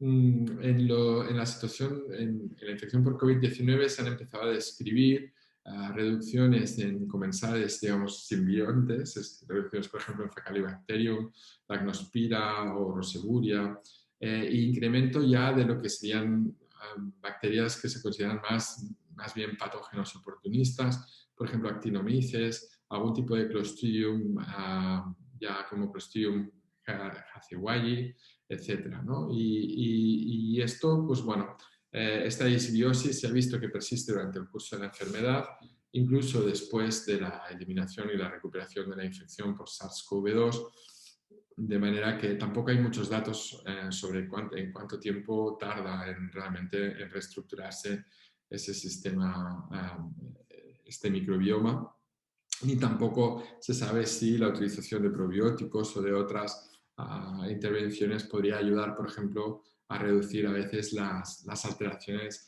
tanto de diarrea como a veces hay estreñimiento intenso de manera posterior. Es importante otro factor que también se ha comentado previamente, es el tema de la dieta y de la pérdida de masa muscular que se produce durante la infección por el SARS-CoV-2, y que de hecho está llevando a que nosotros estemos dando suplementos nutricionales hiperproteicos sin que exista una evidencia muy fuerte, pero sí que es verdad que todos los nutricionistas nos lo están comentando, porque lo que sí que vemos son pérdidas ponderales durante la fase aguda muy intensas, sobre todo a expensas de pérdida de proteínas y de masa magra, y después unos rebotes importantes en el peso, pero sobre todo a expensas de grasa. Con lo cual, todo lo que sea síndrome post-COVID tiene que tener en cuenta también todos estos aspectos nutricionales. ¿Qué tipo de intervenciones hay en la microbiota para paliar o prevenir los efectos de SARS-CoV-2? Bueno, pues la verdad, y lo siento porque me gustaría daros una respuesta mucho más, digamos, sexy o un poco más detallada, pero la verdad es que con el conocimiento que existe a día de hoy, no tenemos intervenciones específicas que estén realmente demostradas, no hay ensayos clínicos que hayan demostrado de forma fehaciente que ninguna de las intervenciones pueda ser efectiva tanto para evitar las complicaciones de la inflamación en fase aguda como para los problemas que quedan después. Entonces tenemos que volver al clásico mantra de adoptar una dieta variada, con un aumento de alimentos con alto contenido en fibra, origen vegetal, con la idea de conseguir, pues bueno, poco a poco ir recuperando este microbioma. Deciros solo, y solo os pongo este ejemplo, hay algunos estudios retrospectivos en los que, por ejemplo, esto es de un grupo italiano, de un probiótico que conocéis bien, y que aquí lo que han visto, por ejemplo, estos son datos que son para mí bastante interesantes y en todo caso provocadores científicamente. en los que, bueno, en 200 pacientes que se reclutaron, los pacientes que tomaron el tratamiento estándar, que en aquel momento era un tratamiento pues, con hidroxicloroquina, con Caletra, con otros fármacos que quizás son un poco más anticuados de los que damos hoy, pero la suplementación en estos pacientes con bacterioterapia oral, es decir, con un probiótico oral, pues disminuyó el riesgo de muerte. Yo esto no lo llevaría ni mucho menos a misa, pero sí que es algo que, bueno, genera hipótesis y que sí que realmente a mí lo que me gustaría ver es un ensayo clínico prospectivo, aleatorizado y siempre con doble ciego, porque esto sí que es algo que hemos aprendido. La intensidad de la epidemia nos ha forzado, nos ha generado un cierto rechazo a los ensayos clínicos mal hechos, porque nos han hecho perder mucho tiempo. Y entonces, pero yo creo que tiene, bueno, su valor como propuesta, y tanto sea para confirmarlo, con lo cual sería una cosa muy buena y sería algo pues, bueno, muy interesante, pero también para rechazarlo y refutarlo, pues también sería interesante. Pero que sepáis que hay datos, digamos, preliminares que, bueno, sugieren que quizás sí pudiera haber algún efecto. Las conclusiones son estas. Es el papel del microbioma intestinal en la COVID-19 parece altamente probable. Ya empezamos a ver algunos estudios que lo están sugiriendo, pero aún está por caracterizar. Se requieren ensayos clínicos bien diseñados, longitudinales y con los controles adecuados, sobre todo con dobles ciegos, para desentrañar dicha relación, ya sea como marcador de gravedad, es decir, simplemente poder predecir. Nosotros a día de hoy nos cuesta mucho predecir qué paciente irá bien y qué paciente irá mal. Sabemos que hay unos factores generales, obesidad, hipertensión, insuficiencia renal, etcétera, pero dentro de estos pacientes nuestra capacidad de predecir quién va a desarrollar un distrés respiratorio y quién no lo va a hacer sigue siendo limitada. Y bueno, el microbioma se podría plantear como es algo que si se pudiera analizar de manera suficientemente rápida, y en eso Xavi, el doctor Aldeguer, sabe muchísimo más que yo, ahí podría haber una ventana de oportunidad para el uso del microbioma como predictor, tanto de gravedad como de riesgo de complicaciones, y también es una diana para intervenciones dietéticas o quizás en un futuro o cuando se pueda intervenciones más dirigidas mediante consorcios bacterianos. Lo que sí que sabemos seguro es que el estudio de la microbiota jugará un papel central en la ciencia del SARS-CoV-2 en los próximos años, tanto en fases agudas como en el síndrome post-COVID. Y muy bien, pues muchísimas gracias y quedo a vuestra disposición para cualquier pregunta o comentario que podáis tener. Seguro que gracias, Roger, por ponernos un poco al día sobre cómo está este tema. Se me ocurren dos preguntas que te lanzo. Una que engarza un poco con lo que comentaba antes Natalia sobre el tema de que, bueno, nos centramos muchas veces en lo que es la diversidad microbiana basada en bacterias, ¿no? Sí. En el contexto de infecciones virales, ¿no? Cobra interés el tema del viroma, ¿no? Quizá podríamos plantearnos, esto ya es especulativo, ¿no? Pero el viroma intestinal podría ser una potencialidad de barrera ante este tipo de infecciones. ¿Qué opinas sobre esto? ¿O tenéis datos por ejemplo, en HIV? Pregunto, es curiosidad. No tenemos datos. Como ha comentado bien Natalia, la mayoría de los virus que encontramos cuando todo el mundo son realmente son fagos que además van siempre pegados, ¿no? Van como si fueran montados en un autobús y van siempre asociados a determinadas bacterias. Entonces, a veces determinados fagos están ahí porque las bacterias están ahí y también viceversa. Hay a veces bacterias que están ahí pues porque los fagos seguramente, la gente que es más de viroma, su punto de vista es que seguramente son los fagos los que a veces están controlando más la presencia de determinadas bacterias que no al revés. Entonces, que los fagos se puedan utilizar como marcador, seguro que sí. Y de hecho hay estudios muy, muy bonitos de microbioma en cáncer, y a ver si lo recuerdo bien, veían, ¿no? Creo que era un Neubacterium que estaba asociado a un fago concreto, que era una determinada especie de bacterium se asociaba a mejor respuesta de terapia anticáncer, pero en realidad este Eubacterium iba asociado a un fago y resulta que este fago tenía un motivo en su genoma que era que realmente era responsable de este efecto. Entonces realmente es muy interesante. No, no sé si los fagos están compitiendo con la infección por el SARS-CoV-2, no lo sé. Mm, no tengo ni idea, estaría totalmente especulando, pero que sí que es súper interesante de mirar.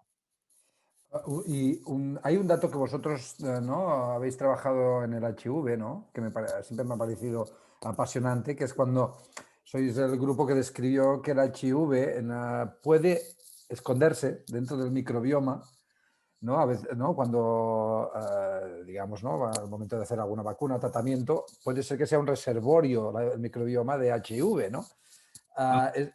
Esto un poco... Nos interesa sobre todo, sí, nos interesa sobre todo no tanto porque esté el HIV, digamos, dentro del microbioma, sino porque la infección por el HIV destruye el GALT y a nosotros nos interesa la parte más inmunitaria. Lo que intentamos es que la gente pueda responder cuando les damos nuestras vacunas de VIH, así como la de SARS-CoV-2 es absolutamente eficaz.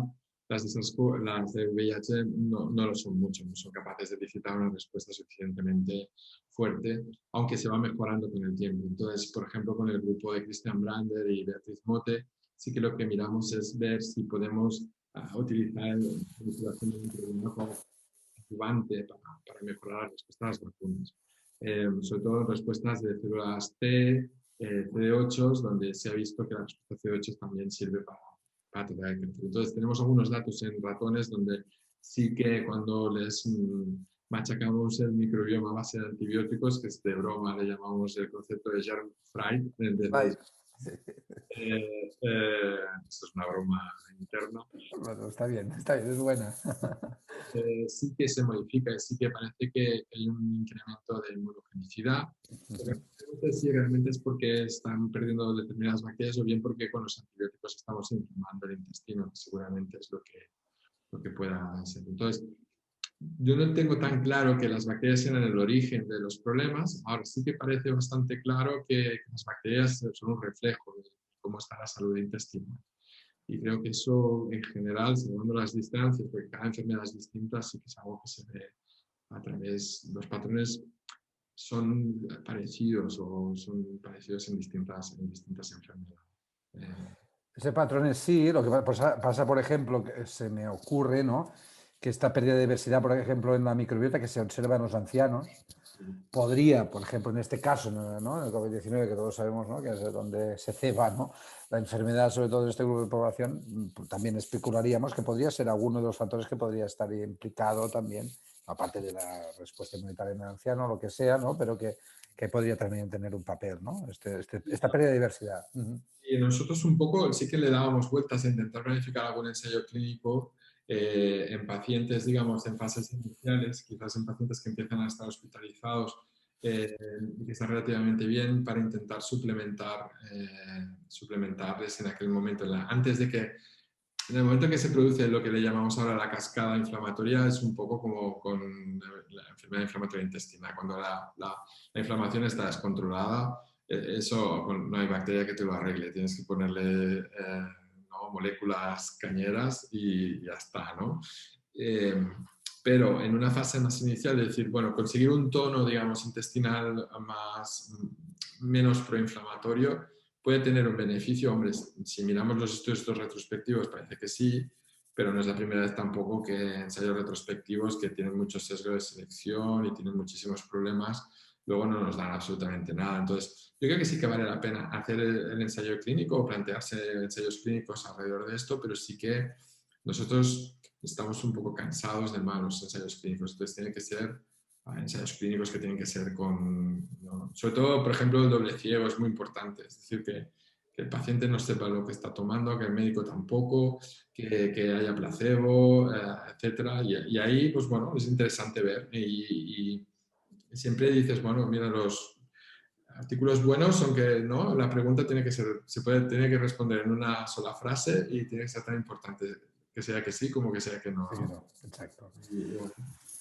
Un poco la pregunta que va a los dos, a Roger y Natalia, el tema de que al final, no obstante, estamos haciendo mucha descripción, la cual quizá hablamos mucho de epifenómenos, ¿no?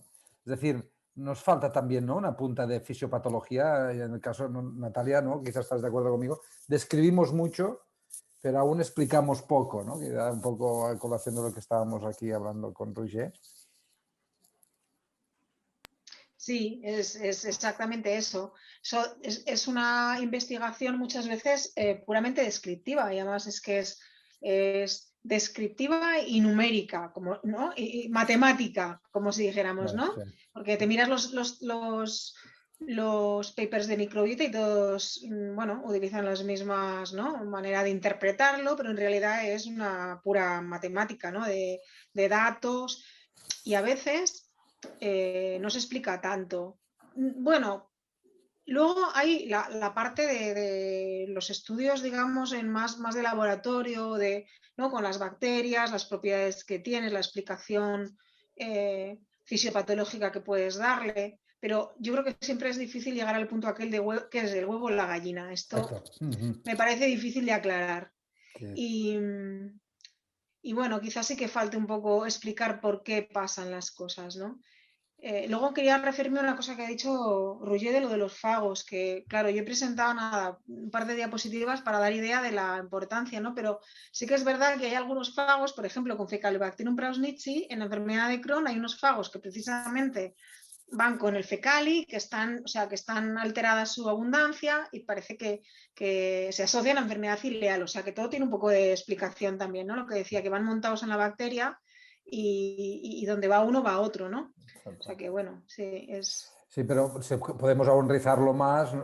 En nuestro grupo hay descrito 2 cuasi especies Eso de es verdad, el Faecalibacterium Faecalibacterium prausnitzii precisamente, que no son, sí, sí, sí. y que hemos visto que parece, sin saber por Sí, qué, ¿no?, aún, sí, descriptivamente, se que comportan algo esas, diferente en colitis o en Crohn.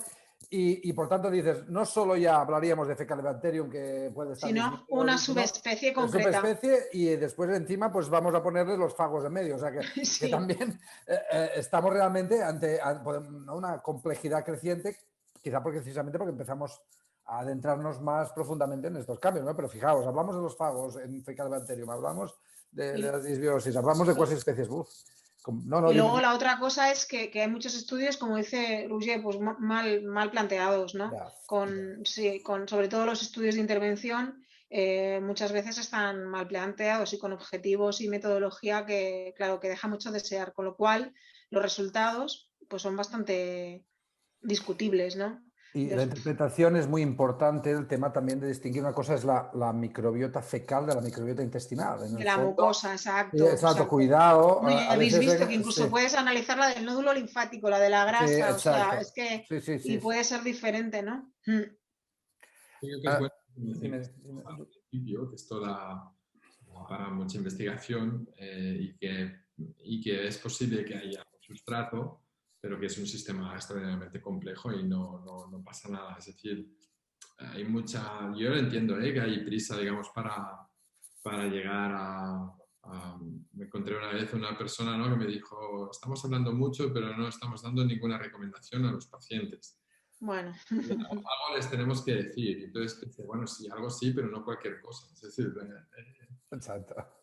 Mm. Exacto. sí que estamos investigando y que parece que hay señales potentes, hay cosas maravillosas. Es decir, ves respuesta en ratones antitumorales, ¿no?, que dependen de si el ratón está aislado o no está aislado, y es el mismo ratón, los mismos genes.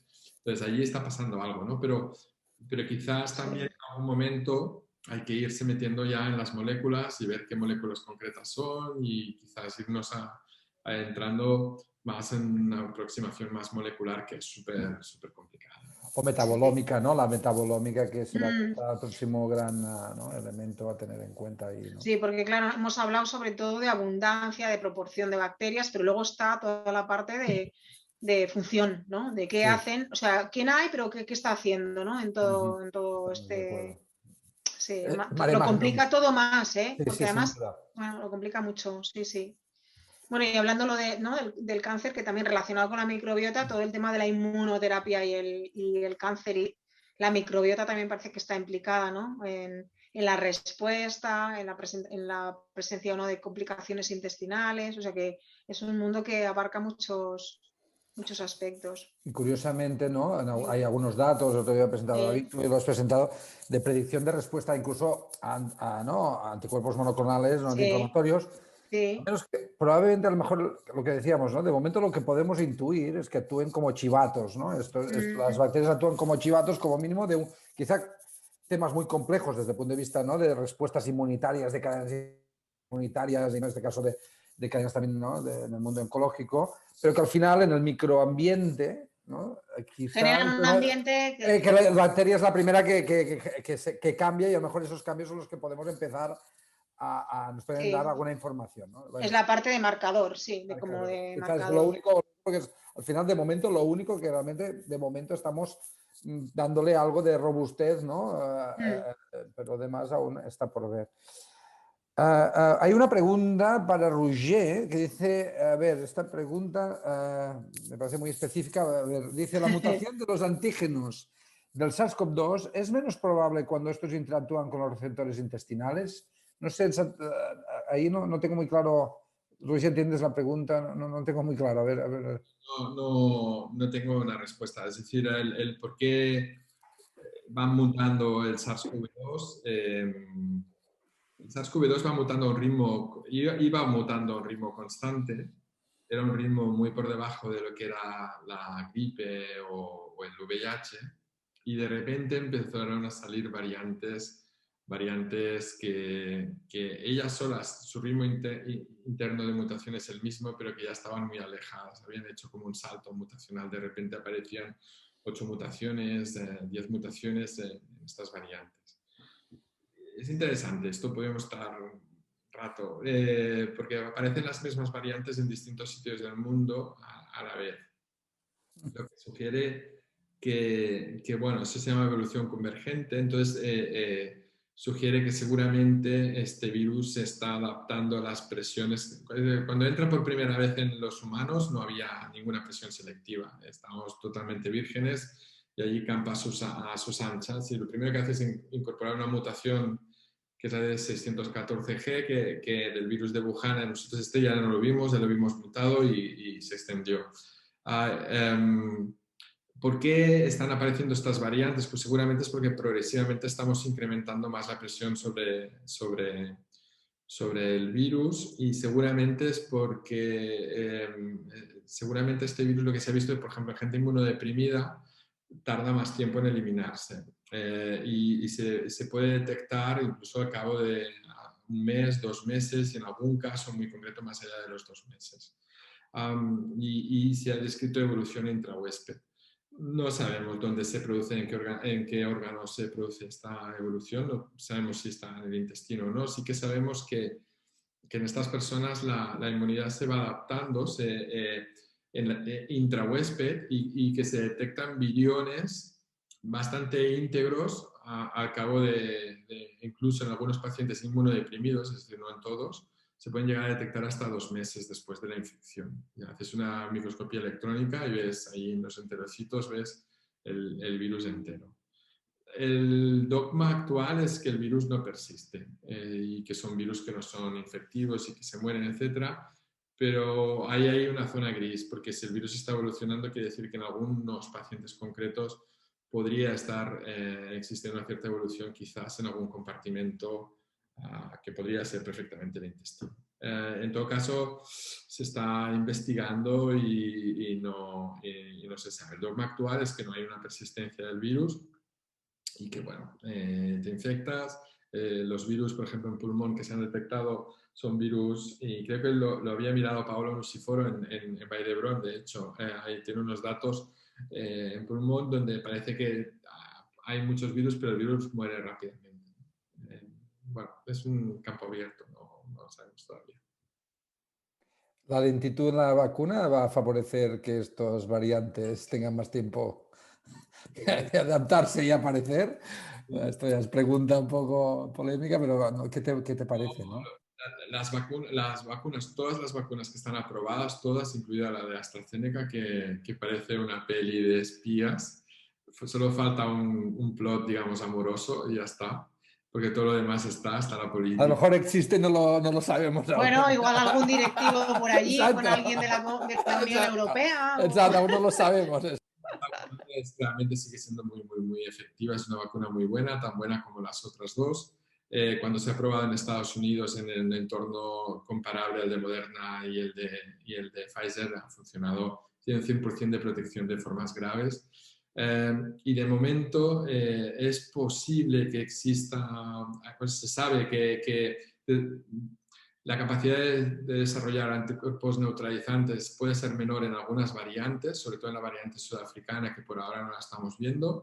No la estamos viendo mucho, en algún caso aislado, pero incluso en esa situación es posible que la inmunidad celular consiga frenar, o sea, consiga realmente frenar el virus. El hecho es que es dramático, o sea, hay una disminución bestial de ingresos, por ejemplo, de personas en residencias. Nosotros no tenemos ingresos en personas de residencias desde hace semanas y esto se está viendo en todas partes del mundo. Entonces, claro, no deja de ser una presión selectiva, es decir, si no vamos, ahora tenemos una oportunidad, si aceleramos todo lo que podamos y conseguimos, digamos, atenazar el virus ahora, es posible que se pudiera controlar. Hay muchas dudas de qué va a pasar a nivel mundial. Por ejemplo, en Brasil ahora la situación está muy mal, está muy descontrolada, hay muchos casos y ahí es un caldo, digamos, de cultivo de nuevas variantes, sea Brasil o puedan ser otros sitios, ¿no? Y si pensáis cuando empezó esto empezó en Wuhan y nadie sabía dónde estaba Wuhan, en un sitio remoto. Totalmente. Nadie había ido ahí, ¿no? Ni lo que era un pangolín tampoco. No, exacto. Hemos aprendido zoología, incluso de los murciélagos y tal. Perdona. Bueno, no sé si has terminado, Roger. No, que perdona, Xavi, es que me puedo aprovechar un poco de que tenemos aquí al experto. Tenemos un momento por el tema de las vacunas. Sí. Lo pregunto porque nosotros como clínicos de enfermedad inflamatoria intestinal ahora tenemos que un poco priorizar grupos en las vacunas. Nos han pedido incluso que hagamos grupos de priorización. Sabemos muy claro que parece que los corticoides, ¿no? Sí que son pacientes que evolucionan peor cuando los reciben previamente, pero tenemos muchas dudas con los inmunosupresores. Entonces, no sé qué opinión tienes tú, porque hay datos discordantes en la literatura, en los registros que hay. Entonces, bueno, no sé si tienes alguna opinión con respecto a esto. No, yo pienso que, a ver, puede ser que la gente que tome determinados inmunosupresores tenga una peor respuesta a la vacuna, ¿vale? Pero el beneficio relativo es incluso más alto. Esto es un poco lo que pasa con la gente mayor, ¿no? Que también tiene no es bien lo mismo, pero gente que puede, es decir, puede ser gente que quizás, la pregunta de la gente que toma inmunosupresores es sobre todo si los vas a tener que revacunar y con qué frecuencia. Eso era un poco la pregunta por donde iba, era si realmente estos pacientes después probablemente tengamos que revacunarlos, ¿no? Claro, son casos especiales donde no hay suficientes datos. No. Si se pueden vacunar y tenéis las vacunas disponibles, son grupos que sí que vacunaría. Claro, no, sí. Y la cuestión es, si bien en la mayoría de la gente, digamos, en la mayoría de la gente no hace falta hacer un seguimiento específico ni de anticuerpos neutralizantes, ni de serologías, ni nada, es posible que en estos grupos de pacientes inmunosuprimidos tenga un sentido ir seriando a, por ejemplo, las serologías. Pero esta es una discusión que es compleja y que seguramente se tiene que tomar a nivel de sociedades o de, documentos de consenso, porque estamos en una zona, es data free zone, es decir, no hay muchos datos. Ahora, que el beneficio de vacunarse en estos pacientes existe, sí. Que puede ser que una eficacia sea en una persona no inmunodeprimida tengas un 80% y en una inmunodeprimida tengas un 60%, también. Pero eso es mucho mejor que nada.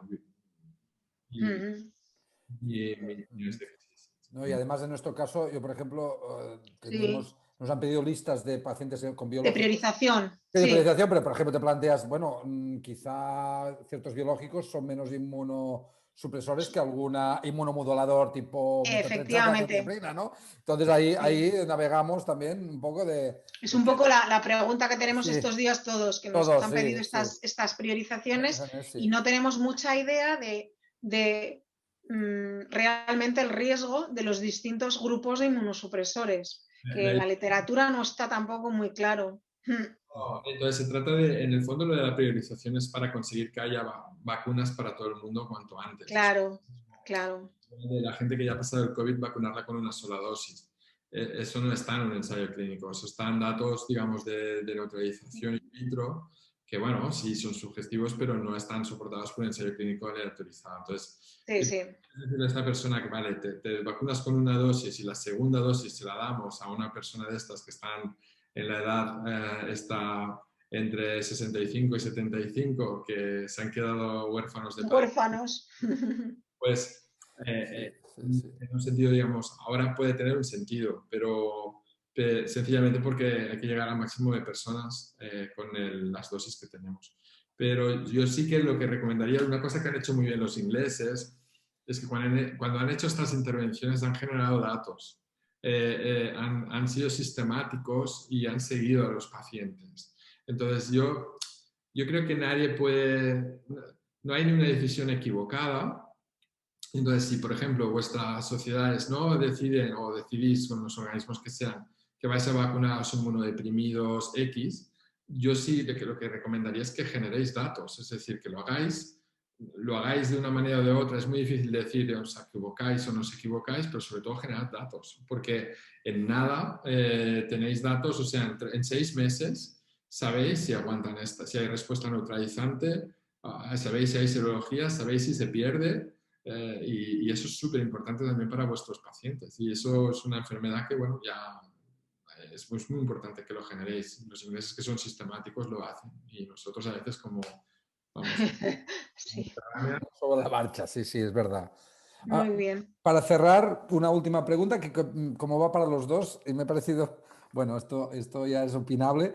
¿La mayor higiene en la era de COVID nos traerá en el futuro una explosión de IBD, fundamentalmente en la población pediátrica actual?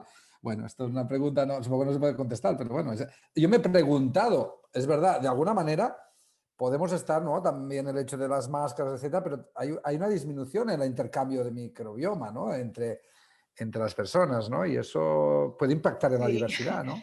No sé si depende el tiempo, supongo, en el que mantengamos todas estas medidas, ¿no? Hay datos epidemiológicos muy chulos de enfermedad inflamatoria intestinal, por ejemplo, que está aumentada la incidencia de enfermedad de Crohn en los hogares donde hay agua caliente y no, en los hogares donde viven más de determinadas personas, también en veteranos, por ejemplo, de la guerra de Vietnam que estuvieron en campos de concentración, en situaciones higiénicas deplorables, tienen menos enfermedad inflamatoria intestinal. O sea que, bueno, las condiciones higiénicas mantenidas no sé cuánto tiempo probablemente tenga un impacto, no lo sé. Sí, sí. Eso será otro. Tendremos que también generar datos sobre eso. Sí, también tendremos sí. que generar datos sobre eso. Bueno, pues nada, no os entretengo más. De hecho, la discusión la hemos alargado bastante y aparte Muy yo creo que ha bien. sido muy interesante. Es una oportunidad teneros a los dos aquí. Pues agradeceros 2 charlas que nos han puesto al día en enfermedad inflamatoria, de microbiota y de COVID y la microbiota. Y finalmente, pues cerrar el curso. Gracias a todos los asistentes. El feedback que parece que llega de los que han seguido todas estas jornadas es que les ha gustado. Y básicamente era generaros eso, ¿no? Lo que os he dicho antes, este interés por este nuevo elemento y este nuevo conocimiento que viene, sobre todo en nuestro campo de enfermedad inflamatoria, pues a tener un papel importante. Veremos cuánto de importante y veremos cómo con el tiempo se va a traducir a nivel de terapéutica, de mejora de tratamiento de nuestros pacientes y del manejo. Y si hemos conseguido eso, pues bienvenido sea. Agradecer a todos los ponentes que han participado, a la otra coordinadora, que es Esther García Planella, que también ha estado con nosotros moderando. Y yo mismo, Xavier Aldeguer, pues os agradezco mucho a todos los participantes y a los ponentes y a GTQ por haber apostado por este curso. Gracias a todos. Muy Y bien. venga.